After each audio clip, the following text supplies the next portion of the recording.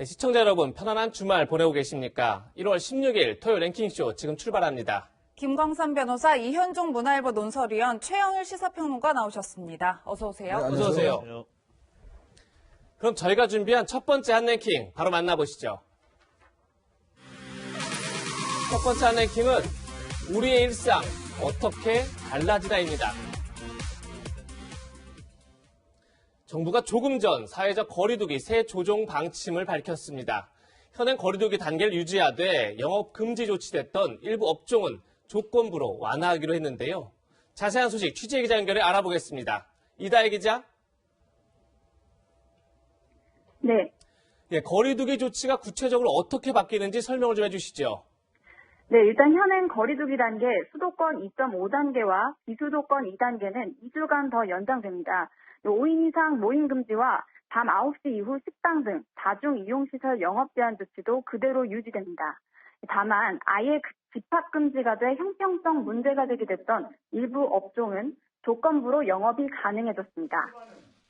우선 헬스장 등 실내 체육시설과 학원, 노래방과 스탠딩 공연장은 집합 금지가 해제됐습니다.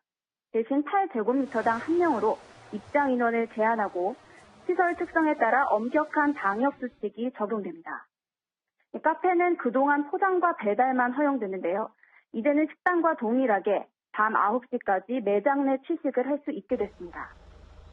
다만 50제곱미터 이상인 시설의 경우 매장 좌석의 50%만 이용할 수 있고 테이블 간 1m 거리두기나 칸막이 설치 등 방역 수칙은 강화됩니다.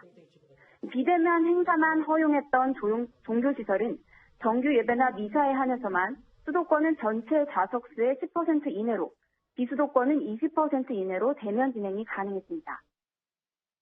네, 그렇다면 3주 뒤 설 연휴는 어떻게 되는 겁니까? 네, 이번 거리두기 조치는 모레 18일부터 31일까지 2주간 적용되는데요. 다음 달 설 연휴를 앞두고 있는 만큼 정부는 설 특별 방역 대책도 발표했습니다. 정부는 환자 발생이 다소 감소하는 추세지만 명절 연휴 확산될 가능성이 높다며 고향과 친지 방문을 자제해달라고 당부했습니다. 설 연휴 기간 고속도로 통행료는 유료화하고 휴게소 실내 취식도 금지됩니다. 철도 승차권은 창가 좌석만 판매하고 여객선의 승선 인원도 정원의 50%로 제한합니다.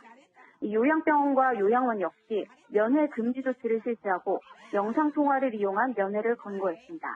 지금까지 경제정책산업부에서 전해드렸습니다. 예, 조금 전 이다혜 기자로부터 자세하게 어떻게 바뀌는지 들어봤는데 다시 한번 어떤 부분이 바뀌고 어떤 부분이 그대로 유지되는지 한번 짚어보겠습니다.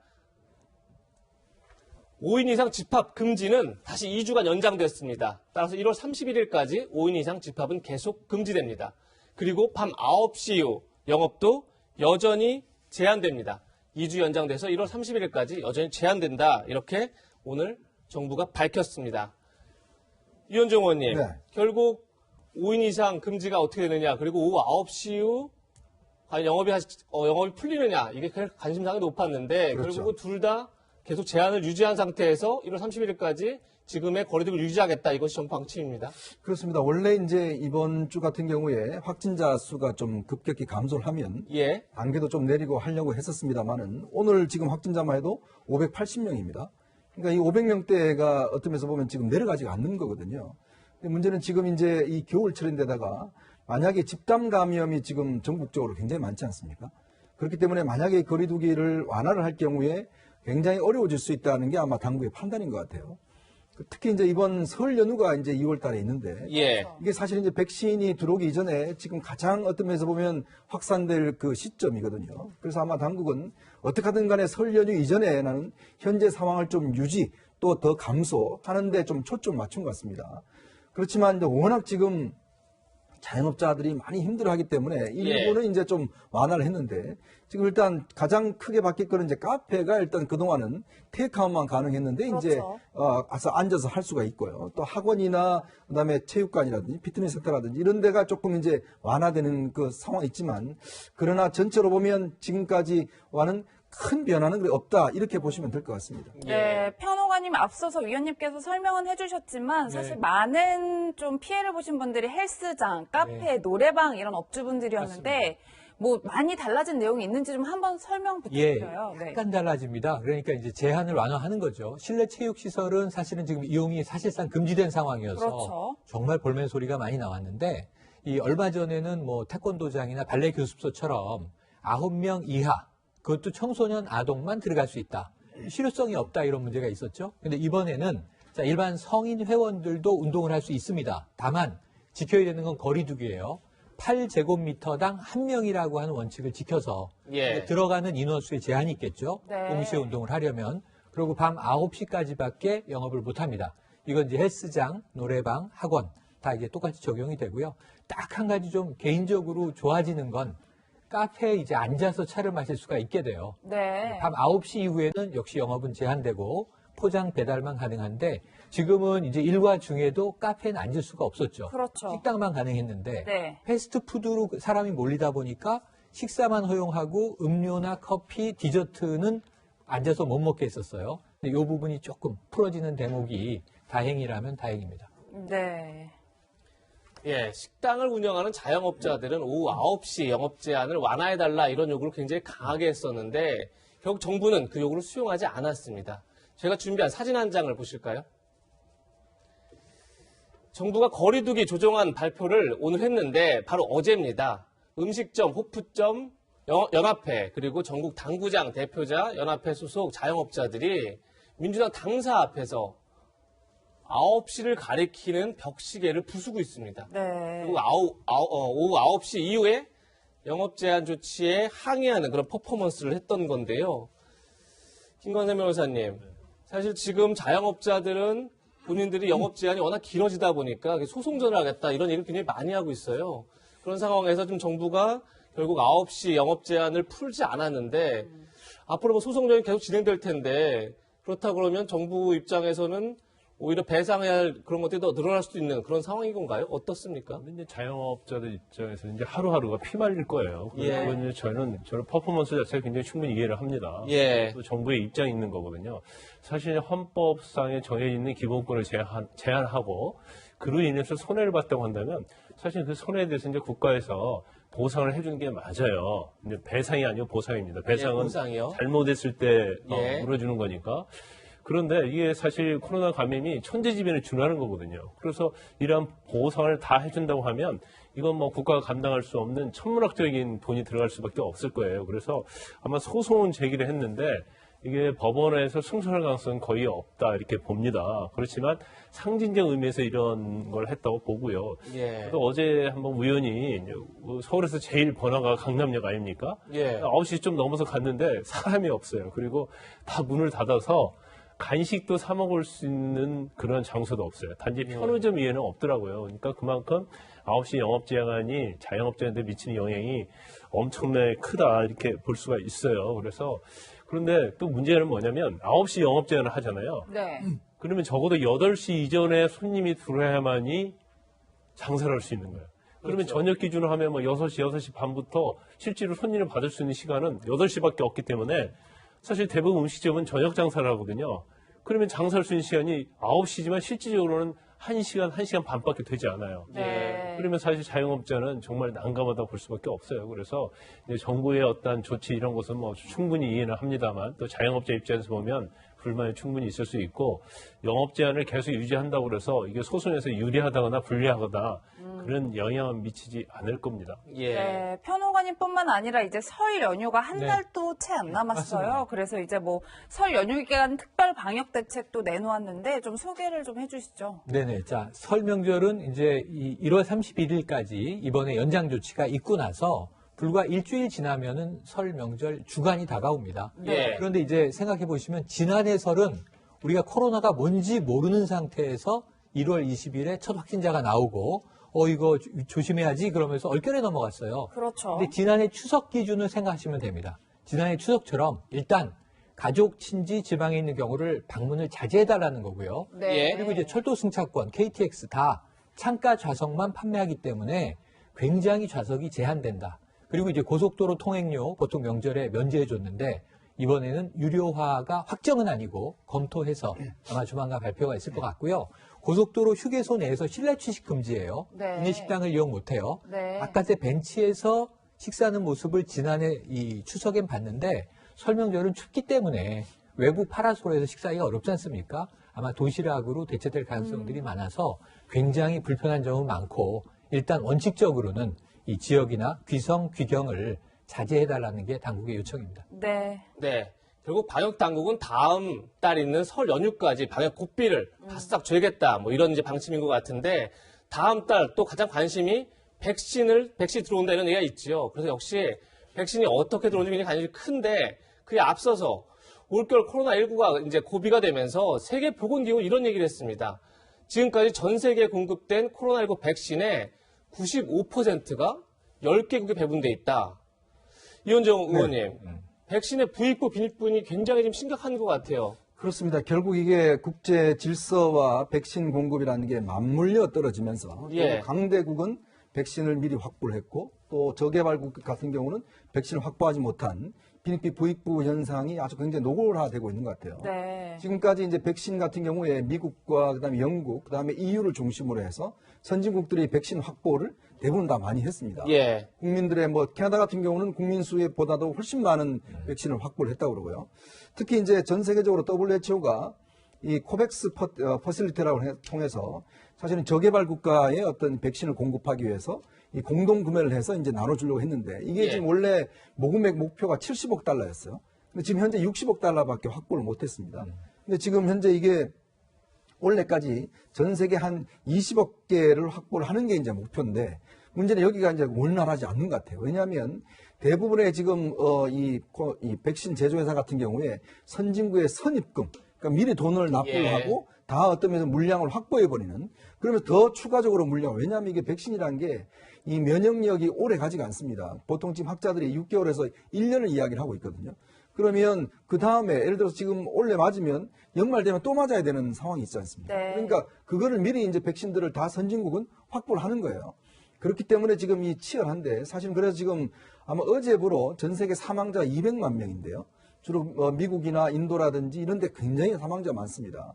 네, 그런 게 심각하고 지금 우리도 지금 2월 달부터 백신을 접종한다고 이야기는 하지만 그렇죠. 과연 그때 백신이 정말 원활하게 올 것인가 이 부분에 대해서는 아직까지 누구도 확신 있게 이야기를 하고 있지 못한 상황이기 때문에 우리도 지금 선진국 경쟁에서 조금 뒤로 밀려나 있는 상황 아니겠습니까? 그렇기 때문에 이 부분에 관해서는 정말 이 외교력을 총동원해야 될 것 같습니다. 네, 예. 뭐 변호사님 말씀 주셨지만 계획대로라면 저희도 다음 달부터 이제 백신 접종이 시작이 되는 건데 문재인 대통령 정은경 질병관리청장한테 전권을 갖고 지휘하라는 지시를 내렸다고 해요. 이 정도면 뭐 원활하게 맞을 수 있다라고 볼 수 있을까요? 그럼 이제 가봐야 할 것 같아요. 왜냐면 이제 우리가 전형적으로 이제 백신을 가장 먼저 맞은 나라가 미국 아니에요? 또 유럽이 있단 말이에요. 예. 그런데 백신 접종률이 굉장히 낮아요. 그래서 백신을 엄청나게 확보를 했음에도 불구하고 뭐 가짜 뉴스랄지 아니면 이 시스템이 잘 갖춰지지 않아서 백신이 제대로 이제 백신 주사를 제대로 놓지 못하는 거거든요. 우리나라도 2월부터 접종한다 하더라도 얼마나 사전 준비를 철저히 하느냐 그게 굉장히 중요할 것 같습니다. 그래서 일단 외국에 대한 시행착오를 반면교사로 삼아야 할 것 같아요. 그래서 일단은 뭐 전체적인 시스템 자체가 어떤 총괄 지휘부가 있어야 하고 그 지휘부에서 어떻게 보면 일괄적으로 이루어져야 하는데 만에 하나 그게 산발적이고 그러면 또 우리 시스템 문제가 될 거고 예상보다도 접종률이 굉장히 떨어질 가능성이 크거든요. 그래서 네. 일단 단계별로 나눠서 지금 허가는 식약청 전담팀이 하고요. 수송은 국토부에서 하고 또 보관유통은 국방부 수송지원본부에서 하고 이제 접종을 준비하고 시행하는 것은 이제 각 부처 예방지원 접종지원단이요. 거기서 하게 돼 있는데 네. 이 부분에 대해서 사실은 부처가 지금 나눠져 있잖아요. 예. 그럼요. 그러면 컨트롤 타워가 필요하거든요. 네. 그래서 대통령께서 아마 정은경 질병관리본부장한테 질병관리청장에게 힘을 실어준 것 같아요. 그런데 과연 각 부에서 관계 부서에서 정말 잘 따라줘야 하는 거죠. 예. 그렇지만 약간 그 어떤 부서의 알력 뭐 그런 게 또 있을 수 있지 않습니까? 예, 그런 것을 얼마나 잘 극복하느냐에 따라서 어떤 굉장히 뭐랄까 계획적인 그런 착오 없는 그런 백신 접종이 이루어질 가능성이 크다 이렇게 봅니다. 예. 네.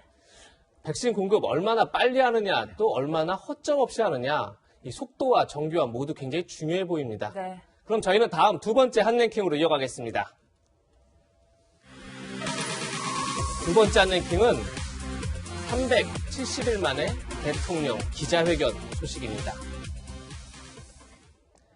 문재인 대통령이 다음 주 월요일 18일이죠. 2021년 신년 기자회견을 엽니다. 지난해 신년 기자회견 이후 370일 만에 열리는 대통령 기자회견입니다. 오랜만에 대통령의 목소리를 국민이 직접 들을 수 있는 자리가 만들어진 건데요. 그러다 보니 많은 질문이 쏟아질 것 같습니다. 문 대통령은 기자들의 질의응답을 한 게 지난해 1월 14일이 마지막이었습니다. 결국 5월 달에는 취임 3주년 특별 회견이 있었지만 당시에는 연설 형식이라 질문을 거의 받지 않았는데요. 이현주 의원님, 네. 사실 문재인 대통령이 취임 때만 해도 수시로 국민들과 소통하는 대통령이 되겠다 이렇게 약속했는데 거의 1년 만에 지금 기자회견이 열린단 말이에요. 굉장히 본인이 처음에 생각했던 소통과는 좀 거리가 멀어진 게 아닌가 이런 생각 좀 들어요. 어떠십니까? 제가 이거 청와대 출입 기자들한테 소원이 뭐냐고 물으니까 대통령한테 질문 한번 내보고 싶다는 게 소원이라고 그러더라고요. 우리 이재명 앵커도 아마 청와대 출입해 봤지만 사실은 참 대통령에게 격의 없이 질문할 수 있는 게 청와대 기자들의 특권이었는데 예. 사실 기자가 개인이 아니지 않습니까? 국민을 대표해서 어떤 궁금한 점을 대통령한테 물을 텐데요. 자, 생각해 보십시오. 이 문재인 정부가 촛불혁명으로 들어섰다고 이야기를 하고 있습니다. 근데 전 정권의 불통을 극복하기 위해 소통하는 정부가 되겠다고 광화문 대통령 시대를 이야기를 했어요. 그래서 우리 국민들은 이제 대통령을 좀 자주 볼 수가 있겠구나라고 기대를 많이 했습니다. 예전에 김대중 대통령이 재임 중에 150번 기자회견을 했습니다. 노무현 대통령도 한 150번 했어요. 이명박 대통령이 20번 기자회견을 했습니다. 근데 박근혜 대통령은 딱 5번 기자회견을 했습니다. 그런데 문재인 대통령 이번에 7번째 기자회견입니다. 예. 자, 그럼 5번은 불통이고 7번은 소통이라고 이야기할 수 있을까요? 저는요, 참, 정말 제가, 못 푸는 의문이 뭐냐면, 왜 이렇게 기자들 질문을 어떤 면에서 받지 않을까라는 게 정말 제가 미스테리한 문제예요. 아시겠지만, 외국의 정상들 보면 수시로 기자들 만나서 질문하고 답변합니다. 예. 근데 그건 어떤 면에서 보면, 이게 국민들한테 궁금한 이야기를 대신 전달하는 거거든요. 근데 문재인 대통령이 370일 만에 처음으로 질문을 받는다고 이야기를 하는데 과연 민주주의 국가에서 이런 사례가 있을까라는 저는 솔직히 의문이 있습니다. 이게 대통령의 질문을 받지 않겠다는 거는 국민 목소리를 안 듣겠다는 거 저는 똑같다는 생각이 들거든요.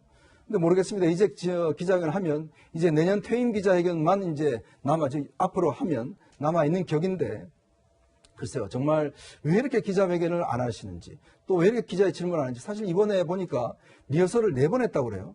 아니 대통령 기자회견이 무슨 큰 행사입니까? 대통령이 춘추가 나와서 그냥 수시로 하면 되는 거 아닙니까? 근데 저렇게 화면 설치하고 저렇게 많이 만들고 왜 저럴 필요가 있는 거죠?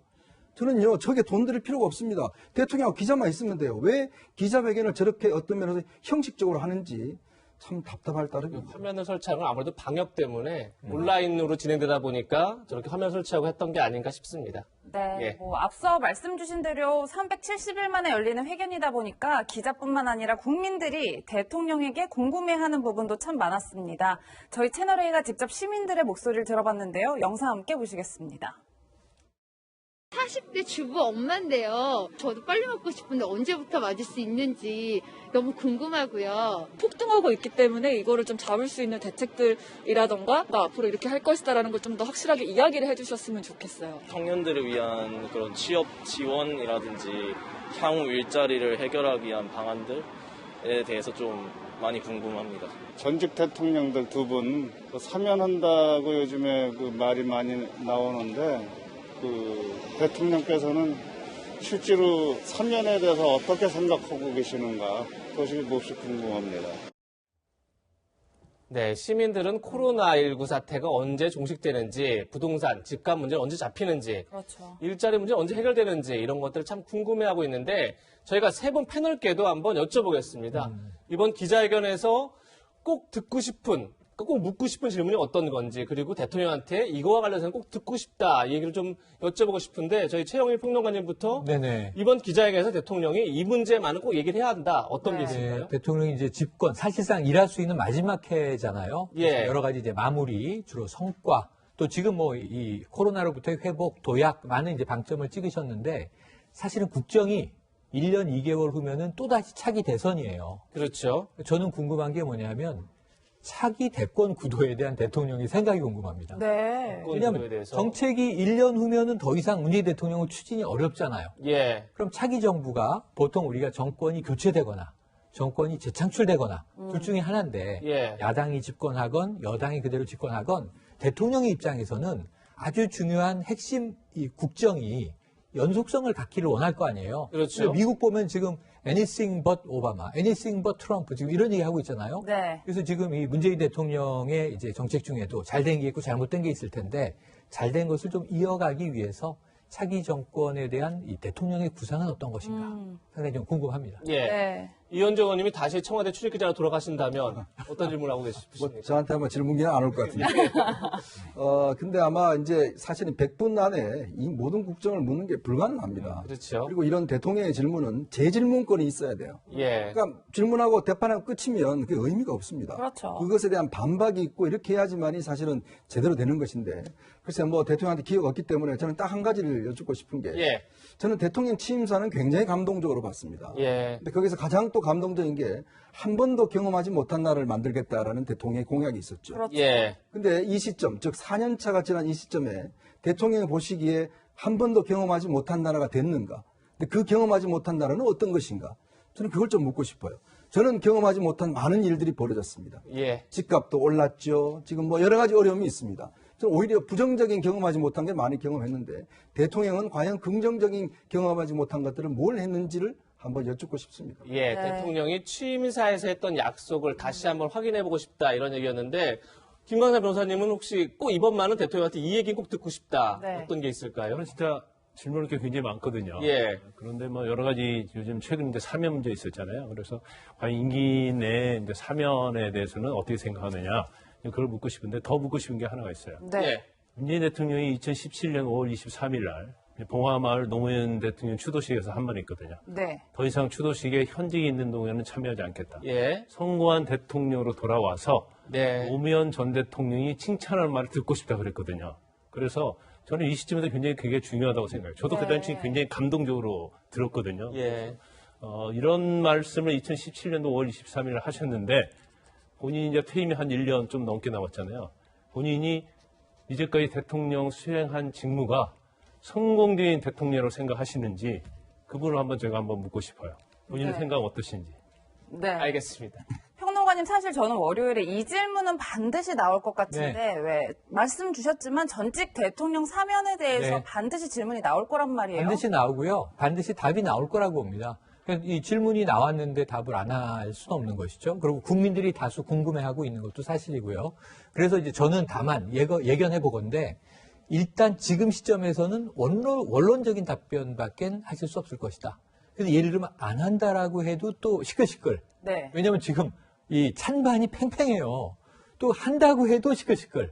특히 한다고 하면은 1월 1일에 이낙연 대표 지금 상황을 한번 보십시오. 지금 당내 반발이 얼마나 컸습니까? 예. 그래서 문재인 대통령은 한다 안 한다 이 양당 간의 이 결단적인 표현보다는 이 계속 검토해 보겠다. 네. 다만 민주당이 아마 이 정한 두 가지 전제를 대통령도 언급하실 것 같아요. 하나 국민 여론, 국민 공감대에 따라서 그리고 두 번째로는 당사자의 어떤 반성이 전제되느냐 이러한 이제 어떤 그 전제를 놓고 검토하겠다라는 정도의 답변이 나오지 않겠는가 생각을 해봅니다. 네. 네.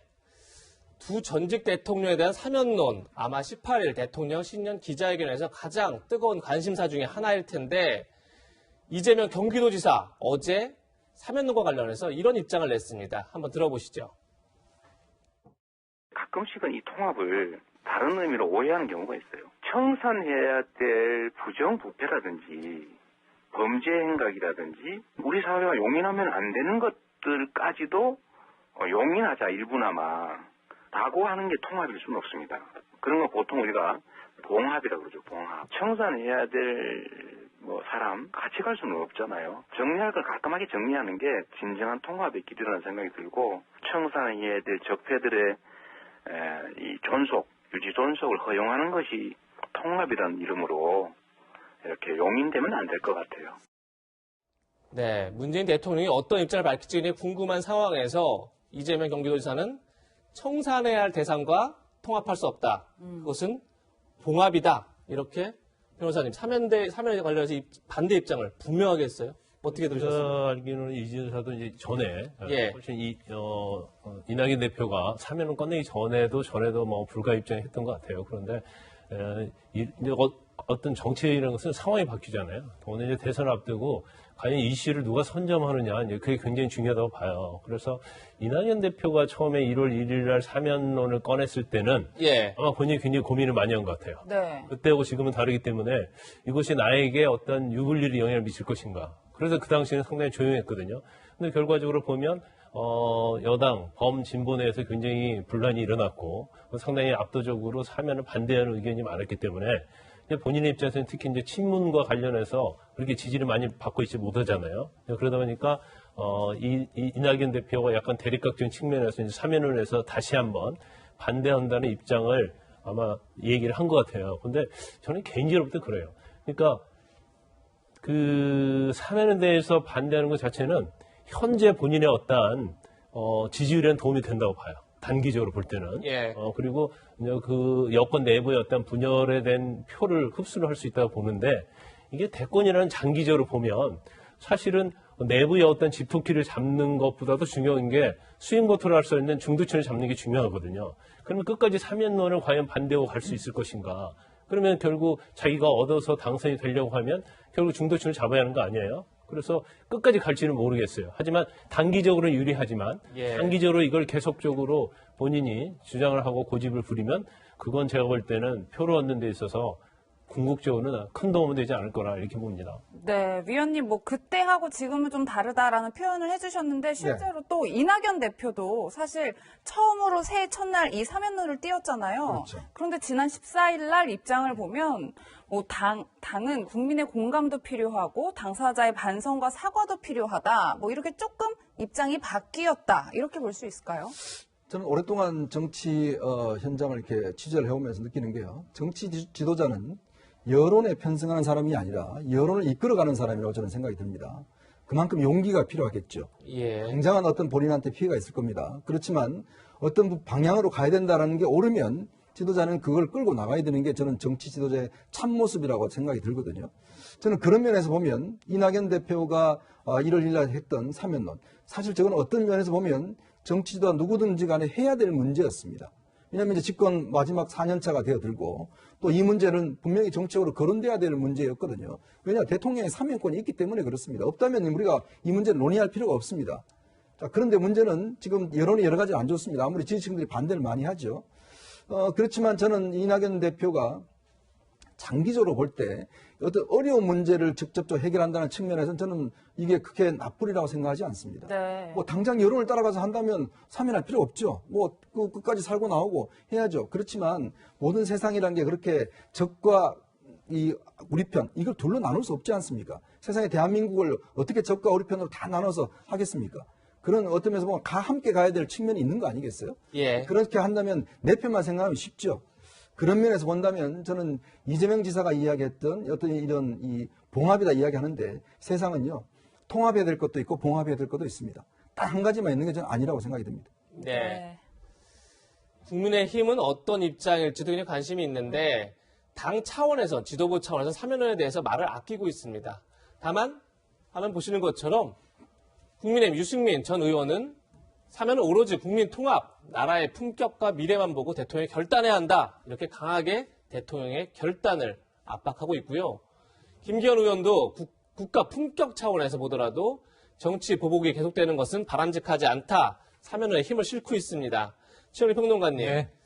아마도 18일 신년 기자회견에서 문재인 대통령이 사면론 관련해서 어떤 얘기를 하든 앞으로 또 정치권에서 굉장히 뜨거운 이게 이제 화두가 될 텐데 국민의힘은 지금 굉장히 압박을 하고 있는 상황이에요. 그러니까 제가 보기에는 이미 이낙연 대표는 새해 연초부터 이재명 지사가 지금 뭐 지지율은 좀 유리하게 나오는 조사들이 많습니다만 아주 김포석을 하나 딱 둔 거예요. 최근에 사면론을 철회한 바는 아니에요. 그냥 민주당의 입장을 존중한다. 역풍을 맞았죠. 그런데 사면론은 살아있는 거고요. 예. 대권이 가까워 올수록 더 뜨거울 거예요. 그 전에 사면이 이루어지지 않는다면 보세요. 설, 3.1절, 8.15 그다음에 추석, 성탄절 이때마다 지금 특사 얘기 나올 거고요.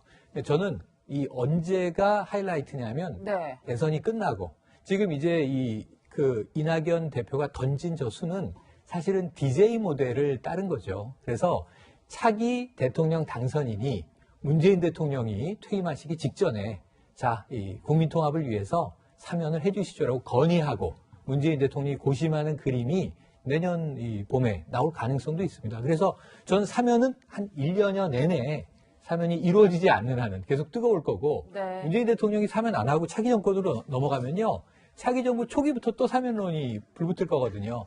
그러니까 이제 결국은 언젠가 한 번은 이 정리해야 된다는 측면에서 문 대통령은 이제 아마 기자회견에서는 원론을 던지시겠지만 여야 정치권에서는 아마 올해 내내 뜨거운 이슈가 될 것 같습니다. 네. 예.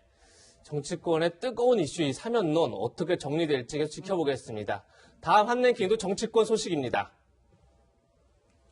저희가 준비한 세 번째 한 랭킹은 이낙연 바포의 정세균 젠걸음입니다. 대선이 1년여 앞으로 다가온 가운데 여권에선 이낙연 대표, 이재명 경기도지사 외에 정세균 총리, 임종석 전 대통령 비서실장 등이 새롭게 대선 주자로 부상하는 모습입니다. 먼저 어제 발표된 한국갤럽 여론조사부터 보고 이야기 나누겠습니다. 지금 보시는 것처럼 이재명 지사 2020년, 그러니까 지난해 12월보다 조금 더 올라간 그런 모습이고요. 반면에 이낙연 대표는 조금 떨어진 그런 모습입니다. 네. 그리고 윤석열 검찰총장은 계속 어떻게 똑같다고 봐야 될까요? 같은 지금 수치로 보이고 있는 상황인데 이현종 의원님, 지금 보시는 것처럼 이재명 지사, 이낙연 대표 뭔가 점점 격차가 좀 커지는 그런 모양새입니다. 아무래도 사면론이 확실히 영향을 미쳤다 이렇게 봐야 할까요? 근데 일단 뭐 갤럽 조사는 이제 전화 면접 방식이고요. 예. 그러니까 리얼미터는 이제 이 ARS 방식이기 그렇죠. 때문에 좀 차이는 있습니다. 그걸 아마 염두에 두고 이제 같은 조사기 때문에 우리가 트렌드를 보는 거거든요. 그렇죠. 예. 근데 지금 보면 이제 뭐 이낙연 대표의 하락세가 좀 뚜렷하게 나타나는 것 같아요. 네. 사실 이낙연 대표가 당 대표가 될 때 이게 독배를 마시는 거다라는 지적들이 있었어요. 예. 뭐냐면 사실 문재인 정부의 인기가 높아가면 아마 이낙연 대표도 동시에 올라갈 겁니다. 그러니까 연동된다고 보는 거겠죠. 예. 그런데 이제 문재인 정부의 인기가 지금 떨어지는 상황에 그걸 그대로 사실 이낙연 대표가 떠안고 있는 상황이다. 당대표이기 때문에. 왜냐하면 지금은 사실은 이낙연 대표가 뭔가 본인의 소신과 생각을 좀 할 수 있는 상황이 아니에요. 왜냐하면 그렇게 되면 대통령과 척을 져야 되는 상황이 아니겠습니까? 예. 뭐 재난지원금이나 사면 문제나 뭐 등등 하면 모든 게 어떤 면에서 보면 자기의 뭐 칼날을 꺼내는 순간 이거는 어떤 면에서 보면 대통령과 척을 대야 되는 사이거든요. 어렵습니다. 그래서 주변의 참모들이 처음에 당대표 나가지 말자 이런 이야기 있었는데 워낙 당의 조직 기반이 약하니까 당대표가 돼서 당의 조직 기반을 껴안아야 된다. 이런 게 우세하면서 당대표가 됐거든요. 네. 그 우려가 지금 현실화가 된 겁니다. 저는 뭐 비단 사면론만 제기되는 문제는 아니라고 봅니다. 지금 부동산 문제 등등 여러 가지 어떤 정부의 실책이 고스란히 민주당의 지지도 나타나고 있고 그 지지도를 이낙연 대표가 나타나고 있고 여기에 이낙연 대표가 사실은 정부와 다른 목소리를 낼 수 없는 한계 반면 이런 것이 좀 떨어질 수 있는 이재명 지사에 대한 어떤 장점 이것 때문에 이재명 지사가 껴안는 건데 문제는요. 민주당은 일단 당내 경선을 하지 않습니까? 예. 아무리 여론조사가 높다 하더라도 당원들의 당심을 얻지 못하면 당대표가, 당의 후보가 되지 못합니다. 그렇죠. 그렇기 때문에 이게 단지 이낙연 대표가 이게 힘들어지는 거다라고 하기에는 아직 이른 감은 있어요. 왜냐하면 이렇게 어떤 면에서 보면 떨어지긴 하지만 만약에 이낙연 대표가 당의 어떤 후보로 될 경우는 또 다른 측면이 될 수가 있는 거거든요. 네. 그렇기 때문에 아마 지금은 누가 당심을 더 얻느냐, 누가 더 어떤 면에서 보면 문재인 정부를 끝까지 어떤 보필할 수 있느냐 이런 것들이 있기 때문에 전체 여론과 당의 여론은 좀 다른 차원에서 나타나고 있다 하기 때문에 저는 이낙연 대표 입장에 보면 그렇게 실망한 수치는 저는 아니라고 봅니다. 네. 그럼에도 이제 앞서 보신 것처럼 민주당 대선 주자 지지율이 요동을 치니까 여권 내에서는 제3 후보론도 등장했습니다. 특히 정세균 총리는 이낙연 대표가 띄운 이익 공유제 이슈에 대해 사실상 반대하고 나섰는데요. 그 목소리부터 들어보시죠.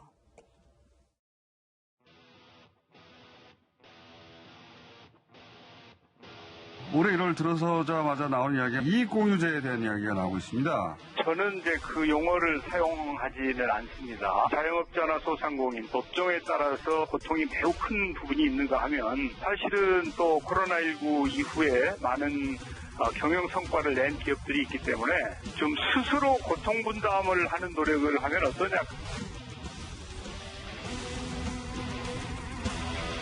야당은 이익공유제를 사회주의적이라고 비난합니다. 그러나 이명박 정부는 초과이익 공유제를 추진합니다. 박근혜 정부는 기업소득 관료세제를 시행했습니다. 자본주의 선진국인 미국의 크라이슬러, 미국의 롤스로이스, 일본은 토요타도 이익 공유제 개념으로 유효한 성과를 거뒀습니다. 네, 변호사님 보신 것처럼 민주당에서는 당장 2월 입법에 속도를 내겠다 이렇게 못을 박았고 정 총리는 보시면 또 다른 갈등 요인이 될 수 있다. 그러면서 그 용어를 사용하지 않는다면서 명칭에 대해서조차 부정적인 반응을 보이고 있어요. 벌써부터 이렇게 부딪히고 있다. 이렇게 봐야 될까요? 근데 지금 정권 입장에서는 자기 목소리를 낼 수밖에 없는 그러한 시점이 좀 와 있는 것 같아요. 그래서 이익공유제에 대해서 사실은 이낙연 대표가 이제 사면을 해서 굉장히 역풍을 맞지 않습니까? 그래서 그다음 낸 카드가 이익공유제가 아닌가 싶어요. 그런데 사실 이익공유제 취지가 아무리 좋다 하더라도 경쟁하는 대권주자들 입장에서 보면 이거에 대해서 선뜻 동의할 수 없거든요. 왜냐하면 이게 만약에 이익공유제가 이슈에 있어서 선점을 하고 이게 지지를 받게 되면 사실은 어떻게 보면 본인들 입장에서는 오히려 마이너스가 되는 효과가 있단 말이에요. 그래서 네. 이 부분을 설사 동의한다 하더라도 다른 목소리를 낼 확률이 큰데 아마 정세균 총리랄지 이재명 지사도 그럴 수밖에 없을 거라고 봐요. 그런데 최근에 여론조사를 보면 원래 여권 내에서 이재명 지사하고 이낙연 대표가 양강구도였잖아요. 그렇죠. 그런데 지금 여론조사에 이낙연 대표가 지금 양강구도에서 좀 이탈하는 경향을 보이고 있거든요. 그러면 사실 특히 친문이랄지 현 여권 내에서 이재명 지사에 대해서 그렇게 우호적이지 않기 때문에 정세균 총리가 끼어들 수 있는 여지가 지금 생기고 있다고 본인은 볼 거예요. 그래서 최근에 어떤 이재명 지사에 대해서 기본소득과 관련해서는 단세 포적이다 이런 아주 본인의 원래 이미지와 맞지 않는 강경한 목소리를 내고 있는 것은 이러한 취지다 볼 수 있고요. 아마 정세균 총리 입장에서 보면 지금 이낙연 대표하고 호남이에요. 그러니까 이낙연 대표가 전남 영광 사람이고 정세균 총리는 전북 진안 사람이에요. 호남이잖아요. 또 문재인 정부에서 또 총리를 했다는 어떤 분모가 있단 말이에요. 그렇네요. 그러니까 어떻게 보면 이제 겹친단 말이에요. 그렇기 때문에 이낙연 대표의 지지율 하락은 사실은 정세균 총리에는 굉장히 고무적이라고 볼 수 있는 거죠. 그런데 정세균 총리가 극복할 것이 여러 가지가 있지만 그중에 저는 볼 때는 딱 두 가지라고 봅니다. 향후에 있어서 대권에 있어서 어떤 양강구도, 삼강구도에 들어가려고 하면 첫 번째는 지금 총리로서 K방역을 컨트롤하고 있잖아요. 이걸 성공을 반드시 해야 한다고 저는 봐요. 그다음에 두 번째는 이걸 근거로 하든 자기 목소리 내든 일단 지지도가 굉장히 미미하거든요. 이 지지도를 어떻게 끌어오르냐에 따라서 문재인 정부의 계승자로서 이낙연 대표를 제치고 양강에 들어갈 수 있는 그런 여지가 마련된다고 이렇게 봅니다. 네. 같은 친문에 같은 호남이 지역 기반인 이낙연 대표 그리고 정세균 총리가 서로 각을 세우는 그런 모습을 봤는데 정세균 총리는 이재명 지사를 향해서도 굉장히 각을 세우고 있습니다. 바로 4차 재난지원금을 두고인데 조금 전에 김광산 변호사 말씀하신 것처럼 지난 7일에 4차 재난지원금을 전 국민에게 보편적으로 지급하자 이런 이재명 지사를 향해서 제발 단세포적 논쟁에서 벗어나자 이렇게 강도 높게 비판했습니다.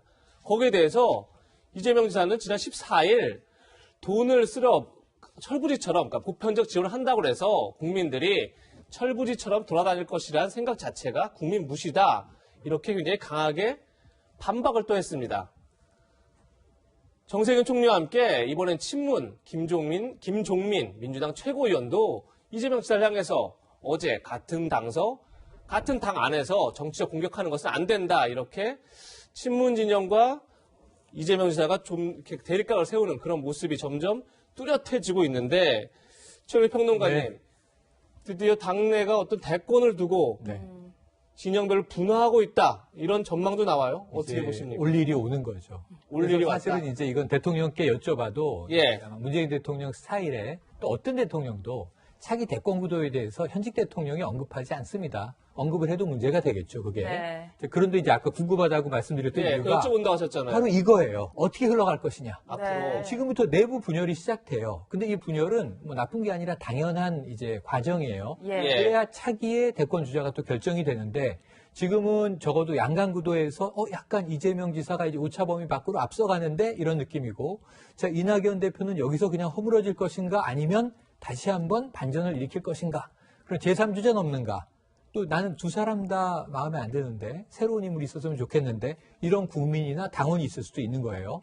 지금 여러 명의 이제 소위 잠룡들이 꿈틀꿈틀하는 시점이 올해가 온 겁니다. 그리고 이제 이낙연 대표는요, 3월 초에 지금 대권을 도전하려면 당권을 내려놔야 돼요.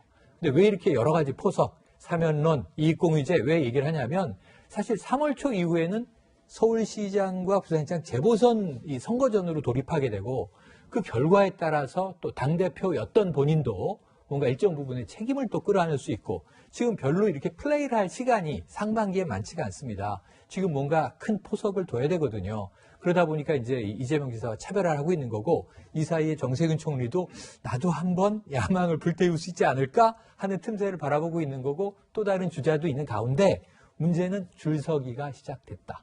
김정민 의원만이 아니에요. 이재명 지사 쪽에 명확히 서고 있는 의원도 지금 일부 나오고 있습니다. 예. 그래서 이 이합 집산이 아마 재보선 과정에서 보다 확연해지지 않겠는가. 그래서 이제 이 지자체장 재보궐 선거가 끝나고 나면 5월부터는 아마 제가 보기에는 무시무시할 것 같아요.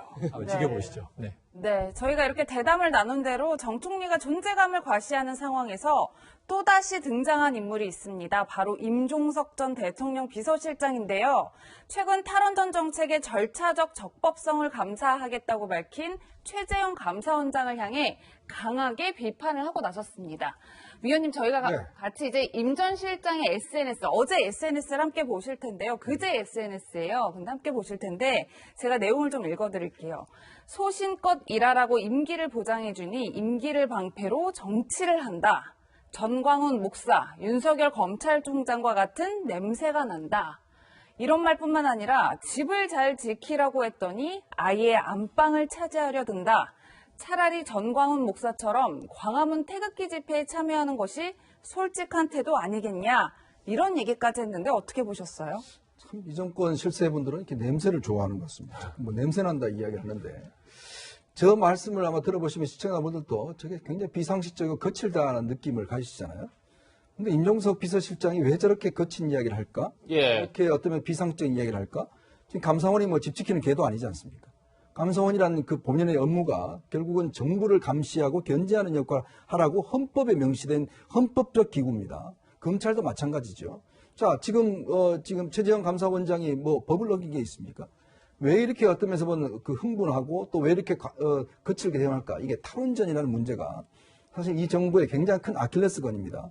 아시겠지만 독일이 탈원전을 하기 위해서 15년이 걸렸습니다. 네. 스위스가 5년이 걸렸어요. 사회적 토론, 국민투표 등등을 거쳐서 에너지라는 그 문제를 이야기를 했는데 요즘에는 또 다시 원전으로 돌아간다는 이야기도 있어요. 그런데 문재인 정부가 들어서면서 탈원전을 공약으로 내세웠는데요. 딱 7개월 만에 어떤 조치를 취했습니다. 그런데 이게 탈원전 문제가 이게 우리나라의 좀 원전이 한 20% 정도 차지하고 있는데 이게 어떤 면에서 아무리 좋은 공약이라도 그 절차상으로는 적법하게 해야 되는 게 원칙이거든요. 근데 문제는 너무 성급하게 하다 보니까 이 절차의 적법성을 지키지 않는 사례들이 나타났고 그게 월성원전 1호기 같은 경우도 지금 그 검찰의 수사를 받아 2명이 구속되어 있지 않습니까? 자, 그러다 보니 이번에도 마찬가지로 감사원이 국민감사 청구가 된 것을 지금 조사를 하겠다고 그러는 거예요. 그러니까 이제 저렇게 거친 이야기를 하는 것이지 않습니까? 아니, 현직 감사원장을 향해서 집 지키라고 그랬더니 무슨 안방을 차지한다는 이야기가 전직 비서실장이 어떻게 할 수가 있겠습니까?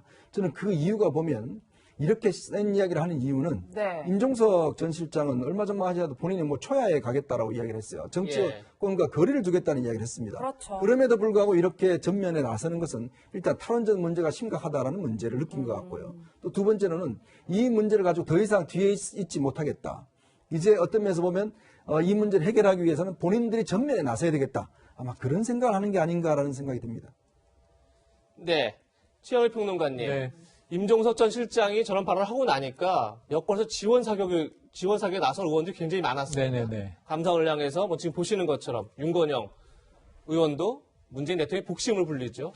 국민을 상대로 적법성을 따지겠다고 으름장을 놓는 것이다. 이건 분명 경고한다. 감사원에 선 넘지 마라. 이런 얘기가 있고 또 반대로 야권에서도 강하게 또 임 전 실장을 또 비판하는 목소리도 있어요. 이러다 보니까 임 실장의 저 강한 메시지 자체가 결국은 본인의 글쎄요, 뭐 본인이 얘기한 적은 없지만 어떤 대권 몸풀기 아니냐 이런 전망 나오는데 어떻게 보십니까? 그렇게 해석되기에 딱 좋은 타이밍이에요. 제가 보기엔 저렇게 격앙될 필요는 없어요. 사실은 이 탈원전 문제가 말이죠. 아무 실체가 없어요. 문재인 정부 내에서 한기의 원전도 멈추질 않습니다. 월성 1호기는 원래 멈추게 돼 있었던 거예요. 근데 그 10년을 더 쓰기로 했던 것을 쓰느냐 못 쓰느냐 하는 것은 이미 법원에서 이 지난 정부 때 안전성 문제가 있으니까 가동하지 마라 해서 멈춰져 있었던 거고, 지금 여기에 대한 경제성을 조작했느냐 안 했느냐를 지금 수사하고 있는 과정이죠. 근데 이제 이것이 정권에 대한 수사다.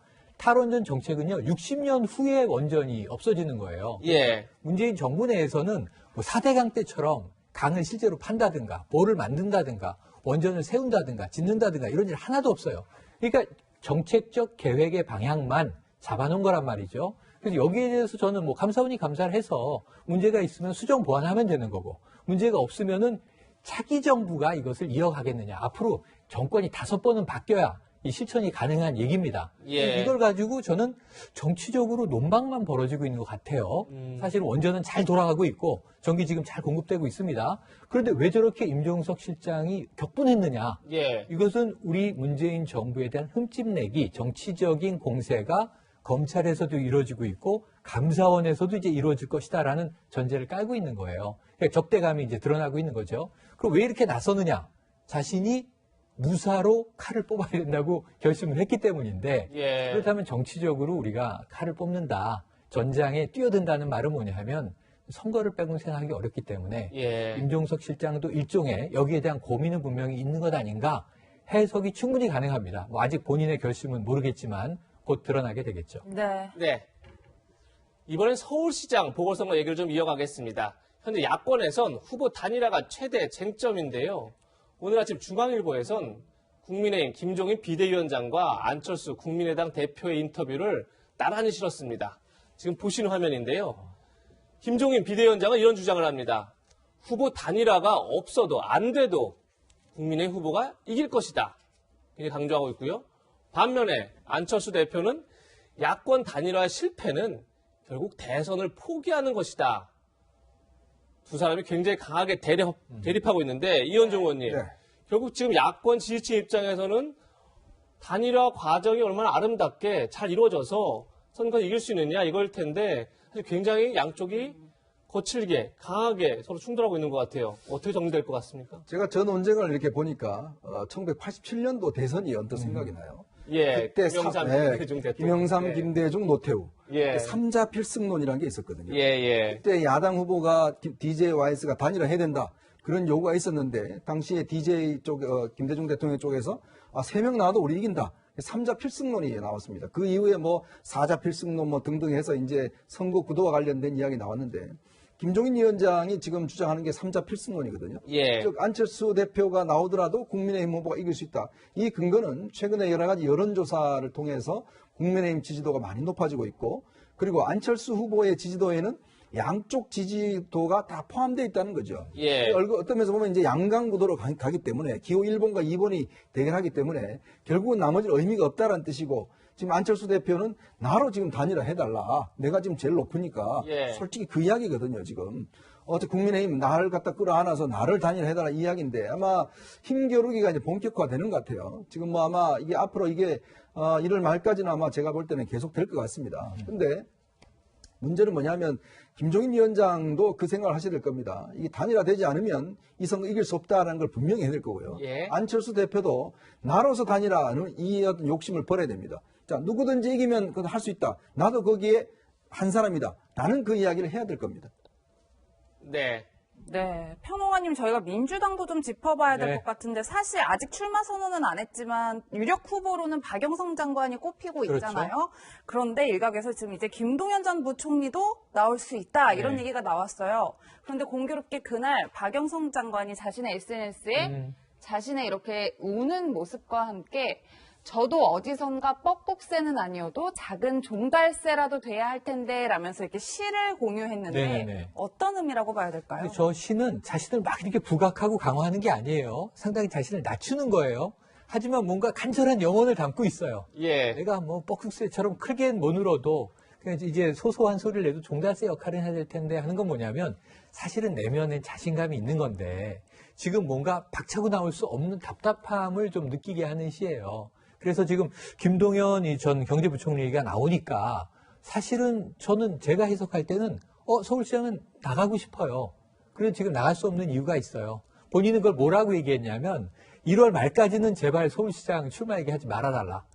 나갈 때 나가더라도 결정은 1월 말까지 하겠다고 했으니까 그때까지 지금 너무 장관 일이 바쁘다. 바쁠 수밖에 없어요. 3차 재난지원금의 주무부처입니다. 예. 근데 지금 언론 보도 보시면 이게 덜 간 것도 있고 잘못 간 것도 있고 2차 지원금 때도 그랬고 그러니까 이게 많은 지금 3조 넘는 돈을 260만 명에게 먼저 줬는데 사흘 동안 이 일 처리에 눈꽃을 새 없는 본인의 답답한 심경 하지만 정치권으로 빨리 뛰어들고 싶은 심경을 살짝 비춘 것 아니냐. 김동연 총리 보지 마세요. 저도 있어야 하는 얘기를 한번 다시 한 거 아니냐는 생각을 해봅니다. 네. 지금까지 정치권 소식 짚어봤습니다. 그럼 다음 한랭킹 만나보시죠.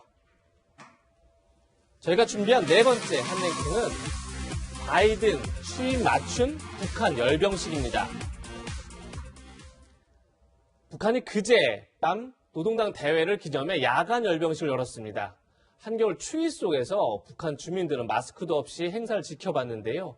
석 달 만에 열린 북한의 야간 열병식 현장 영상으로 먼저 만나보시죠. 영광스러운 조선노동당 제8차 대회 기념 열병식이 거행되게 됩니다.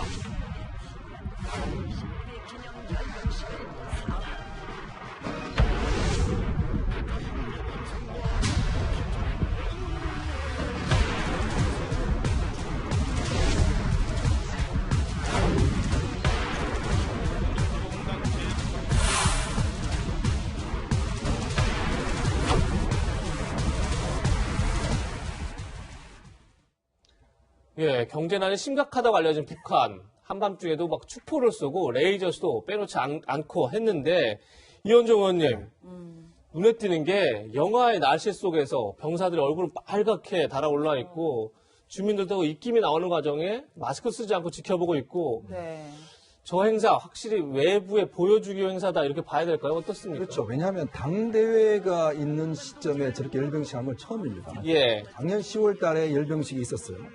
제가 듣기로 정보당국 이야기에 따르면 지난 10월 달에 열병식을 하고 그 부대가 그대로 평양에 남아서 미림 비행장 등에서 준비를 했다고 합니다. 전날 날씨가요, 저녁 영하 8도에서 6도 정도 됐어요. 예. 근데 저게 밤에 6시부터 시작을 했는데 저렇게 시작을 하려면 옆에 있는 군중들 있잖아요. 저 사람들은 낮부터 계속 그 자리에서 스탠바이에 있어야 됩니다. 예, 지금 입김이 나오는 모습 보이네요. 예. 지금 볼을 보시면 볼이 다 얼었어요. 예. 빨갛게 지금 볼이 상기가 되어 있는 거거든요. 정말 꼼짝 않고 저렇게 계속 있는 겁니다. 그러니까 저게 어떤 면에서 보면 10월 달부터 했는데도 또 이렇게 한 이유는 결국 이제 바이든 행정부가 이제 취임식을 하지 않습니까? 다음 주에 하죠. 그렇죠. 바이든 행정부를 향한 이제 메시지의 성격도 있을 것이고 또 총비서로 이번에 등극을 했지 않습니까? 그렇죠. 그러면 이게 사실 북한이 지금 경제적으로 너무나 어렵습니다. 유일하게 내세울 거는 저 무력밖에 없습니다. 그러면 자신의 위상을 한 번 더 높이면서 내부 결집을 하기 위해서는 저런 식의 어떤 행사를 통해서라도 뭔가 보여줘야 되는 거거든요. 저렇게 무리하게 정말 밤새 저렇게 어떤 축제도 하고 뭐 했는데 저게 추운데 축제가 되겠습니까? 자기는 따뜻하게 저렇게 가죽 코트 입고 있지만 많은 사람들이 저 추위에 떨면서도 저런 식으로 한 것은 북한이 그만큼 지금 위기다, 어렵다 이런 것을 한번 반면으로 또 보여준 게 아닌가 싶습니다. 네, 반면에 평론가님 김정은 총비서의 좀 모습을 함께 보시면 이렇게 뭐 털모자도 쓰고 가죽 자켓도 입고요. 김일성을 연상케 하는 옷차림이다 이런 분석들이 참 많더라고요. 그리고 또 느낌 전체적으로 보시면요. 음악이라든가 장면, 퍼레이드 장면, 또 저 복장, 스타일 보면 완전히 과거 소련이 존재하던 때에 지금 소련, 중국 다 저런 거 잘 안 합니다. 중국은 가끔 이제 열병식 하지만 상당히 현대화된 모습인데 행사 자체가 굉장히 20세기 분위기를 다시 연출했어요. 네. 이거 보기엔 야 이거 무슨 뭐 공산국가의 복고물이다 이런 생각이 들 정도의 장면들이 연출돼서 저 가죽 코트도 상당히 세심하게 신경을 쓴 코스프레로 보여지는데요. 어쨌든 그 할아버지 때, 아버지 때도 성군 정치 하지 않았습니까? 이번에 국가 방위력 강화 똑같은 얘기거든요. 그런 면에서 굉장히 좀 강한 모습을 과시하려는 연출을 굉장히 곳곳에 도입했다. 이런 장면이 눈에 띕니다. 네. 이날 김정은 총비서는 연설하지 않았고 대신 김정관 국방상위 연단에 섰는데요. 어떤 얘기를 했는지 들어보시겠습니다. 공화국 무력은 언제나 김정은 동지 명령과 지시에만 충직할 것이며 만약 적대 세력들이 우리 국가의 안전을 조금이라도 침해한다면 우리 가장 강력한 공격적인 힘을 선제적으로 동원하여 철저히 응징하고 조국과 인민의 안전, 우리 사회주의 제도를 철벽으로 지킬 것입니다. 네, 평론가님 사실 열병식 하면 무기가 공개되는 게 장관이라고 표현할 수 있는데 뭐 눈에 띄었던 무기가 있을까요? 그러니까 KN-23 이게 이스칸데르라고 이게 러시아산 단거리 미사일을 개조한 거죠. 근데 이게 문제는 뭐냐면 많은 전문가들이 이번 열병식을 보고 좀 걱정하는 게 미국을 향한 무력 과시보다 대남 무력 과시에 더 포커스가 맞춰져 있다는 거예요. 예. 개량형 단거리, 심지어는 핵탄두를 치를 수 있는 단거리 미사일 등 굉장히 위험한 것들이 등장했고, 네. 물론 미국을 향해서도 우리가 가만히 있진 않는다라고 하는 것을 SLBM으로 지난해 10월에는 북극성 4형이 나왔는데 이번에는 북극성 5 그리고 우리 한글 중에 시옷 이렇게 붙어 있는 개량형이 나왔어요. 분명히 탄두가 3개월 전보다 커졌습니다. 이러면서 이것은 이제 이 미국을 향한 이 잠수함에서 발사할 수 있는 탄도미사일을 과시한 거지만, 근데 ICBM이 본격적인 대륙간 탄도미사일은 등장하지 않았어요. 예. 지난해 화성 15형에서 더 개량된 한 16형 정도가 나오는 게 맞는데 이것은 보여주지 않았다. 그러면서는 이제 대남 무력을 과시했다는 점에서 네. 새로운 좀 전략을 들고 나오지 않았는가 하는 부분이 또 주목되기도 했습니다. 네. 네. 이현정 의원님, 조금 전에 말씀하셨지만 지금까지 당 대회 때는 열병식 하지 않았는데 그 열병식을 야간에 했고 또 3개월 만에 열병식을 다시 했고 조금 전에 또 말씀하신 것처럼 미국이 가장 어떻게 보면 위협자가 느낄 수 있는 대륙간 탄도미사일 ICBM은 공개하지 않았고 이 여러 가지가 결국은 다음 주 출범하는 바이든 행정부를 향해서 메시지를 낸 거고 수위 조절하는 거다. 이렇게 봐야 된다. 이런 분석이 많이 나오는데 위원님은 어떻게 보십니까? 일단 그동안 북한의 행태와 좀 달라진 거는 뭐냐면 북한이 그동안 핵무기에 대해서는 자위적인 어떤 것이다라고 이야기를 했어요. 예. 근데 이번에 그 8차 전당대회를 하면서 달라진 게 선제적 공격형 이 가능성을 이야기를 했습니다. 또 전술핵 이야기도 했어요. 이 전술핵은 사실은 우리를 향해서 쓸 수가 있는 거거든요. 예. 자, 그런 면에서 지금 북극성 지금 어제 이 핵잠수함도 개발하겠다는 이야기를 했지 않습니까? 거기에 또 북극성 지금 5형을 지금 신형을 했거든요. 이거는 뭐냐면 어떤 면에서 보면 미국을 직접적으로 겨냥할 수 있는 바로 전략 무기이지 않습니까? 그 이유는 앞으로 아마 바이든 행정부와는 예전같이 무슨 뭐 비핵화 이런 협상이 아니라 이제는 핵군축 협상을 하겠다는 아마 뜻으로 보여집니다. 즉 뭐냐면 이 예전에는 이제 어떤 핵을 개발하느냐 마느냐 이걸 가지고 미국과 어떤 실랑이를 벌였다면 이제는 이미 핵은 있고 이 핵무기를 줄이는 협상 이제 그걸 바이든 행정부와 하겠다는 것이고 지금 바이든 행정부 같은 경우는 예전 오바마 행정부의 진영으로 갖춰져 있거든요. 그거보다 본인들이 먼저 이런 어떤 이 무기를 공개함으로 해서 어떤 협상의 선제권 즉 트럼프 대통령 시대에 가졌던 이 협상을 계속적으로 이어나가야 된다. 그걸 한번 강조한 게 아닌가 싶습니다. 네. 네. 열병 현장에서 저희가 김정은 총비서의 모습 봤었는데 눈에 띄는 게 하나 더 있었습니다. 바로 이 사진인데요. 한번 보시죠. 어제 열병식에서 가죽 자켓을 입고 털모자를 쓴 김정은 총비서 모습인데 가죽 자켓을 입은 사람이 바로 김여정 부부장 그리고 현송월, 조용원 이렇게 네 사람만 가죽 자켓을 입었다는 겁니다. 그러다 보니까 저 복장을 보면 누가 북한의 실세인지 알 수 있다 이런 말도 나오는데 네. 김광삼 변호사님 저 장면 어떻게 보셨습니까? 그래서 저는 저 열병식 하면서 지금 러시아 모자 썼잖아요. 롱코트 입었는데 제가 러시아 스탈린 시대가 좀 생각이 나더라고요. 스탈린 시대가. 그렇죠. 2차 세계대전 때 아닙니까? 그런데 아직도 북한은 좀 머무르고 그 당시에 머무르고 있지 않나 그런 생각이 들었고 또 어쩌면 정상국가로 좀 이해할 수 없는 부분이 지금 가죽 코트 롱코트를 입었거든요. 예. 그런데 롱코트를 입은 사람들이 전체로 보니까 현성월이랄지 김여정, 조영원 이런 사람들은 그러니까 가장 측근이라고 할 수 있고 신복이라는 사람들이 다 롱코트를 입었단 말이에요. 그러면 사실은 영두한 유대한 지도자하고 똑같이 롱코트를 입는 것 자체가 어떻게 보면 불경이라고 할 수 있음에도 불구하고 이렇게 입었던 것은 어떤 신복이라는 그런 어떤 표시 그리고 아마 김정은이 선물을 주지 않았을까 싶어요. 근데 선물을 주지 않았는데 저렇게 맞춰서 유니폼처럼 입을 수는 없다고 봅니다. 현성월이나 조영원 이런 사람들한테는 선물 줬을 것이다. 그렇죠. 그렇기 때문에 상당히 뭐 저 부분 자체는 물론 이제 우리가 북한에 있는 어떤 일어나는 일은 추측할 수밖에 없잖아요. 예. 그러면 자기들만의 어떤 그러한 권력, 신보 이런 어떤 리그 안에 들어있으면서 어떤 정치를 이끌어가고 있다. 그러면 이게 과연 국가적인 시스템에서 국가가 돌아가느냐 아니면 몇몇 신현 사람끼리 국가를 운영하는 거냐 그런 좀 의아심이 들 수 있는 거죠. 네, 북한 소식까지 짚어봤습니다. 저희가 준비한 마지막 한 랭킹은 동물들의 습격입니다. 오늘의 한 랭킹 핫도그 가게로 돌진한 멧돼지입니다. 우선 영상으로 만나보시겠습니다. 네, 지난 3일 충북 청주시의 한 도로입니다. 멧돼지 한 마리 이렇게 가게 안으로 뛰어 들어왔는데요. 놀라는 주인, 의자로 이렇게 멧돼지를 막아보지만 결국 속절없습니다. 멧돼지 힘이 워낙 세기 때문인데요. 주인이 이렇게 가게에서 도망을 치는 모습이고요. 멧돼지 그 남성을 따라서 가게 밖으로 나와 이렇게 빠른 걸음으로 도망을 칩니다. 아찔하게 지나다니는 도로 차들을 피해서 결국 이렇게 도심에서 다시 도망치는 모습 보실 수 있습니다. 평론가님, 다행히 이 영상 속의 주인분 크게 다치지는 않으셨다고 하는데 정말 아찔한 영상인 것 같아요. 아찔한데 지금 이 멧돼지, 야생 멧돼지의 개체군이 많이 늘었고 겨울철에는 먹이를 찾지 못해서 우리가 해마다 종종 보게 되는 장면이에요. 저 장면은 참 멧돼지가 무슨 의지를 가지고 내가 꼭 핫도그를 사 먹으리라 그리고 달려가는 것처럼 일직선으로 달려가잖아요. 그리고 그 안을 헤집고 나와 버리는데 예전에는 식당에 지금은 코로나 때문에 그렇게 많이 못 모입니다만 밥상 쭉 차려놓고 있는데 밥상을 쓸고 지나가는 장면도 있었어요. 네. 결국은 이제 야산에서 먹이를 찾지 못하니까 도심권까지 내려오는 건데 굉장히 위험하다는 생각이 들고 이 추위에 참 또 멧돼지도 안타깝다는 생각이 동시에 드는 장면입니다. 예.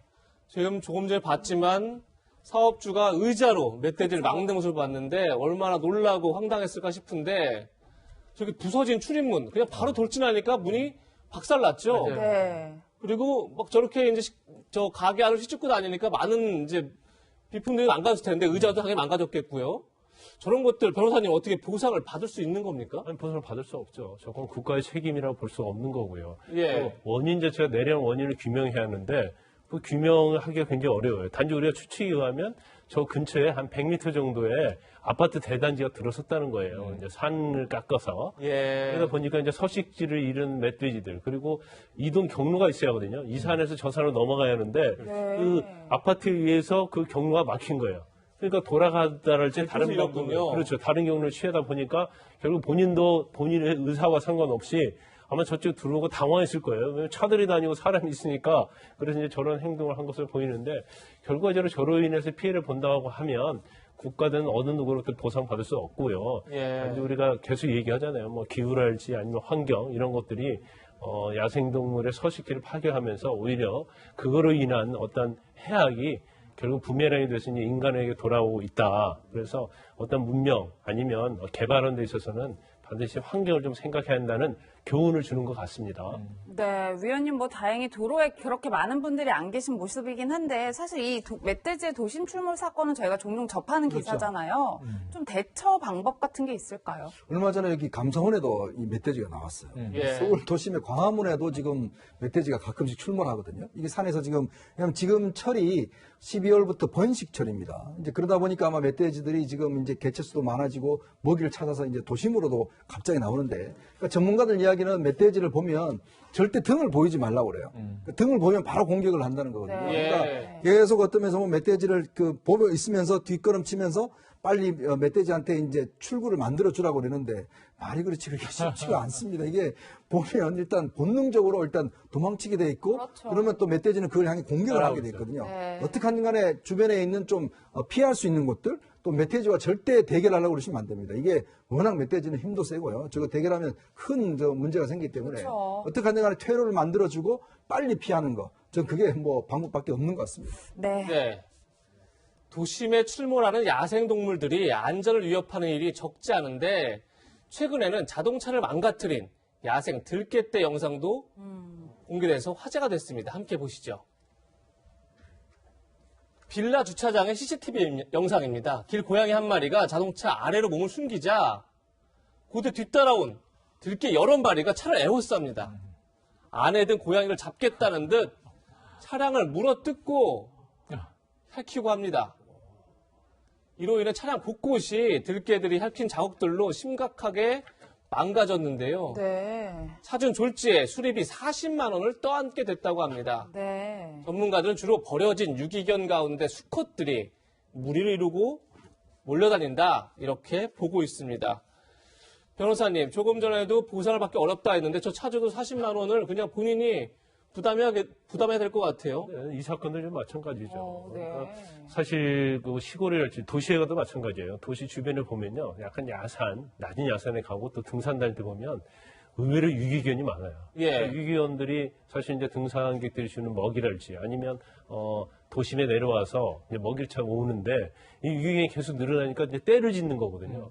그런데 유기견이 계속 있다 보면 먹이를 찾기 위해서 먹이를 어떤 사냥하기 위해서 야성을 가지게 되고 그러면 굉장히 사나워집니다. 예. 인간에 대해서 굉장히 적개심을 갖게 되고 공격성이 굉장히 높아지는 거거든요. 그래서 이 부분도 마찬가지로 생각해요. 우리가 유기견 자체는 인간이 버린 개들이잖아요. 그렇죠. 개들이 결국은 인간에게 굉장히 충성을 하다가 인간에게 적이 돼서 돌아오는, 인간의 해악을 끼치는 그런 상황이 돼서 굉장히 좀 씁쓸하다 볼 수 있고 이 부분에 대해서도 많은 생각을 좀 해야 한다 이렇게 봅니다. 네. 네, 평론가님. 조금 전에 말씀하셨지만 저희가 영상을 두 가지 보지 않았습니까? 지금 멧돼지를 봤었고 들깨떼를 봤는데 멧돼지도 마찬가지로 인간이 계속 개발을 하면서 서식지를 잃으니까 도심으로 나오는 거고 들깨들도 상당수가 인간이 키우다가 버린 개들이 들깨들로 바뀌는 거고 결국 인간이 한 행동에 대해서 역습을 받았다 뭐 이렇게 볼 수도 있겠네요. 아니, 너무 당연한 이야기죠. 그러니까 하나는 이제 환경의 역습이에요. 야생 멧돼지는 환경의 역습이고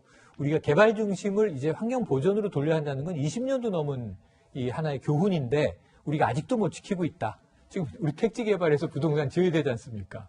그 다음에 이제 두 번째 문제는 아까 반려동물이 지금 뭐 1000만 가구 이상 시대가 됐는데 정말 너무 사랑해서 문제인 분도 있지만 문제는 이게 정말 이 책임성 없이 키우다가 동물 학대 영상 계속 나오고 있죠. 그다음에 저렇게 이제 버려진 고양이, 버려진 강아지가 많다 보니까 이게 또 환경 파괴 문제가 되고 있죠.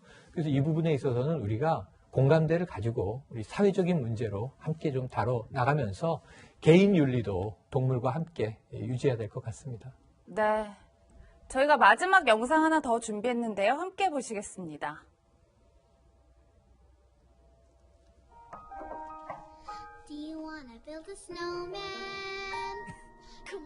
네, 이번 주 한방눈이 내리면서 거리 곳곳에는 보시는 것처럼 이렇게 눈사람들이 등장을 했습니다. 뭐 곰 모양, 반려견 모양, 그리고 김숙 씨가 만든 어린 왕자 모양. 그 중에서도 엘사 눈사람이 굉장히 인기를 몰았는데요. 대전대의 한 카페 앞에 영화 겨울왕국 주인공 엘사가 등장했는데 한 남성 이렇게 엘사의 얼굴을 쳐서 무너뜨리는 모습이 공개됐습니다. 순식간에 무너졌습니다. 이 눈사람을 만드는 데에 5시간이나 걸린 작품이라고 하는데요. 정말 안타깝다는 반응이 쏟아지고 있습니다. 네, 내일 오후부터 월요일 오전까지 또 많은 눈이 내릴 것이다 이런 예보가 있습니다. 그러면 곳곳에 눈사람이 생길 텐데 다른 사람들이 정성을 들여 만든 것을 굳이 이렇게 망가뜨릴 이유가 있는지 도통 모르겠습니다. 네, 오늘 준비한 소식은 여기까지입니다. 세 분과는 여기서 인사드리겠습니다. 고맙습니다. 감사합니다. 저희는 60초 광고 뒤에 돌아오겠습니다.